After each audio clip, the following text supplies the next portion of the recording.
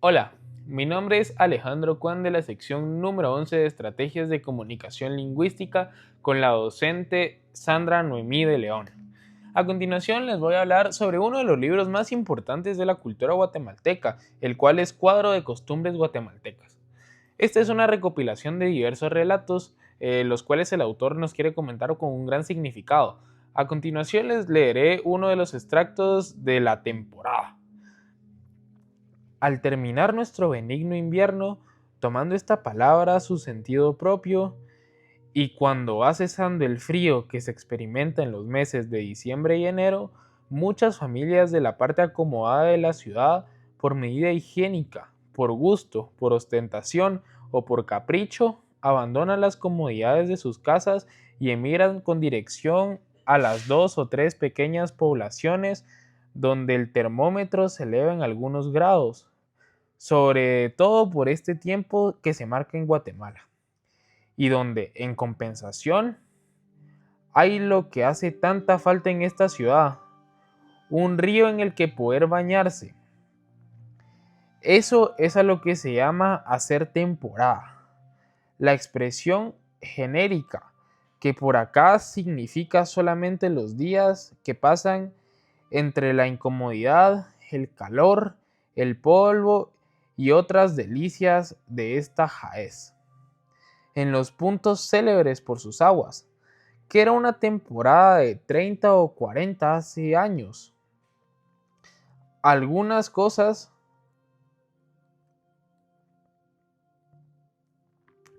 muy diferentes de lo que hoy es, sin duda. Animación, jovialidad, franqueza, tregua a la etiqueta, días de campo, bailes y tertulias, travesuras y bromas, una especie de carnaval, menos las máscaras. Todo eso era una temporada. ¿En qué consiste ahora? Mayores elementos en la sociedad y con muchas más ventajas y comodidades que antes las poblaciones hacían en temporada. ¿Son estas menos alegres y animadas que en otros tiempos? No sabré decírtelo con un punto fijo. Así dejo que cada uno que asigne un fenómeno social a la causa que mejor le plazca. En estos días no ve uno sino disposiciones de marcha. Se encarga la diligencia, se preparan trajes a propósito, se hacen maletas y empleados, comerciantes, abogados, etc. Todos se apresuran para abandonar la capital, la mayor parte sin necesidad, y no pocos con la seguridad que van únicamente a fastidiarse. Es uno de los zafarranchos en general, en que todos tomamos parte, sino unos pocos, pues más que apegados en el común, la gente ve volver sus viejos hábitos. Hemos hecho propósitos de vivir y morir junto a nuestros penantes, por lo que a mí toca, tengo además ese motivo, una razón muy poderosa para no sentirme inclinado a alistarme en el número de temporadistas. ¿Y quién lo creerá? La descripción que 3 años hace me hizo uno de los mejores amigos, don Félix Bonachón, de los días que estuvo en Escuintla haciendo temporada. Consta esa relación de una carta que conservo, y que susodicho me dirigió con un punto fuera de esta ciudad, donde yo me encontraba. Bajo toda la reserva voy a comunicarla a mis lectores, esperando que queden las cosas como dicen los franceses, entre nos. Pues mi amigo es un hombre tan modesto que sería capaz de morirse si supiera que andaba por ahí con la letra de molde. Dice así la carta. Guatemala, febrero 20 de 1859. Querido amigo, me tiene usted al fin de vuelta y vengo de Escuintla, como suele decirse, hasta las narices. Qué cierto es aquello, amigo mío, que un loco no hace cientos. En mí se ha verificado precisamente lo que canta el refrán. sin más que son dos locos y no uno el que ha trastornado el juicio. El par de alvejas que mi sobrino Carlos y Manuel, a quienes usted conoce perfectamente, y que siempre se salen para hacer de mí lo que les da la gana.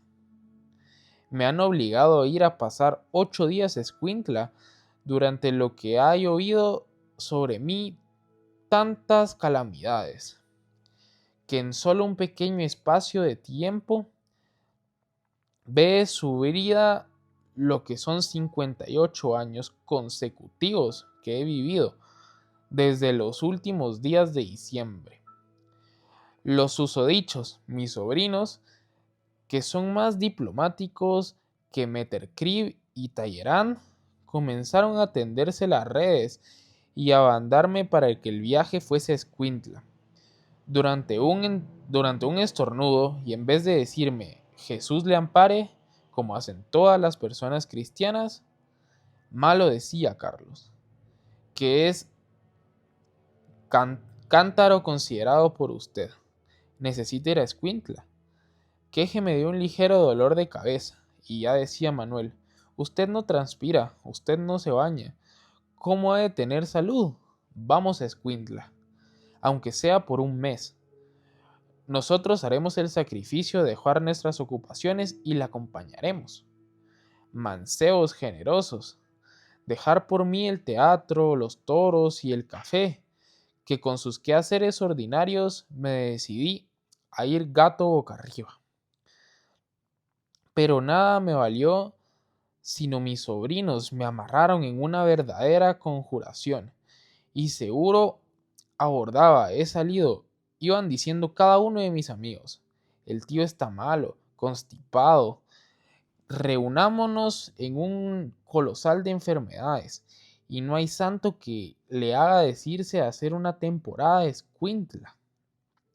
Hasta aquí vamos a dejar el fragmento del día de hoy. A continuación me gustaría comentarles también algunas de las palabras, las cuales por la antigüedad del texto no llegaron a entenderse del todo. Una de ellas es benigno. ¿Cuál es el significado de benigno? Pues en palabras simples es algo suave, agradable o moderado.